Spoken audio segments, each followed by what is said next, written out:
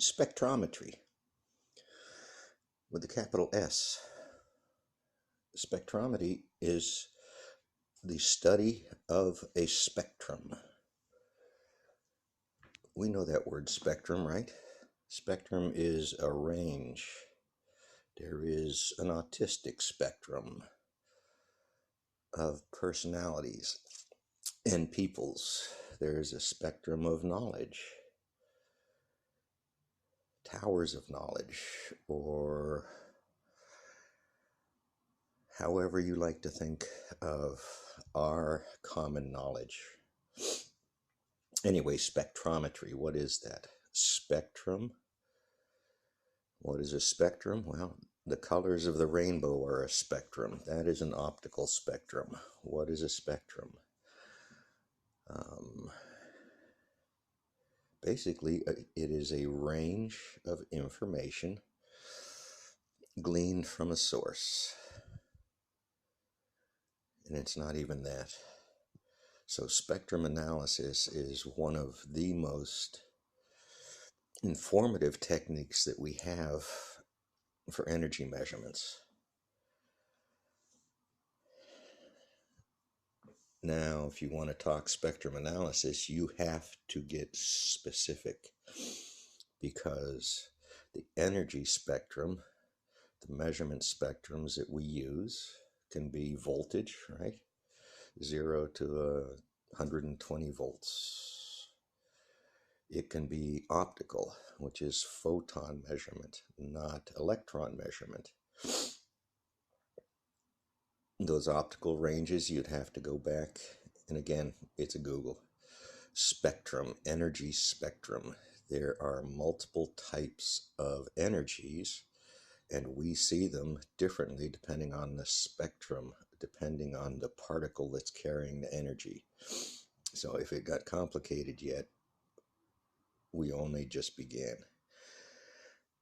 So I've seen a few people offered to talk about spectrometry, spectrum analysis, and they have not gone anywhere near the topic because it is very specific to the type of analysis you're doing.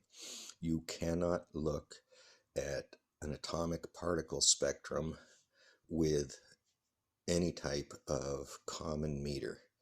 It takes high energy particle detectors, the physics, and the people that know how to use those meters to be able to use them. Spectrum analysis is so far beyond a voltmeter, a power meter, or any of the common instruments that folks are familiar with and used to and touched probably up through college level academia. To get into spectrum analysis in a discrete domain, what domains am I talking about? Kinds. Let's use the word kinds in here, kinds of energy. An electron has a specific place it can flow. It will stop if there's no place to transfer that electron. It will be potential energy instead of kinetic energy. This is spectrum analysis. This is just a touch into it. I would like to have 7 different instruments that would total $1 million to be able to walk through some of the spectrum sampling that we do. If I go to sample a microwave transmitter, I have to use a totally better setup, totally different instrument set from almost every consideration of electronics and high frequency physics, where particles don't travel in a medium, they travel on the surface of a medium. The rules change. So my probes have to change, my caution and understanding has to change, and if I don't have access to those tools, I cannot show you what I'm talking about.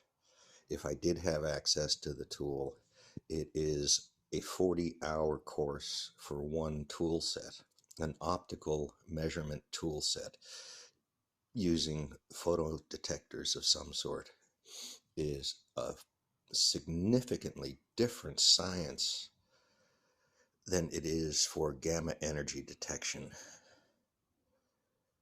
They're related. The maths behind them is related. The calculus, the differential equations, the statistical analysis, the heuristics, the math that we can throw at information sets to glean information meaning out of those sets. This is what folks spend their lives trying to do, trying to figure out how the mustache would look best. So the mustache spectrum, eh?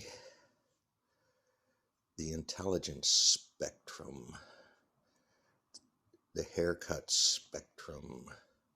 Each one of these is a rabbit hole conversation.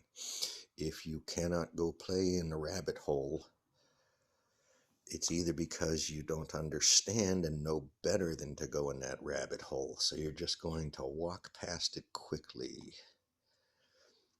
Every person behind you is going to walk past that rabbit hole unless you explain that there was a rabbit hole there because it's camouflaged, right? But do talk about spectrometry and what it means in the measurement sciences over, I'm going to use 100 years for a number. That's the sum of what I'm basing my conversations on. 100 years of education and knowledge and books piled on top of each other and understanding one little piece of those books and remembering it's there. So if I need to fully understand, you can go back to the ties of the physics of the detector physics, right? And if the detector uses an interferometry technique like LIGO does, then what does that mean to you? To me, it means a lot. It's a whole nother rabbit hole conversation that we could go down into, because I want to understand. If I have a misunderstanding of how those detectors and what they're studying and what moves those detectors that changes and shows up in the interferometry readings that you get from something. So I'm at 10 minutes. I have not even opened up spectrometry other than as a general conversation. Pick a specific particle type and let's go there. Can we talk about it? Do you talk about one particle in decay physics? Is it fair to talk about one particle in decay physics? Do you know? Do you understand if it's important? Do I know? Why would I bother to bring these conversations up continually for a decade now? Made you think. That's the intent.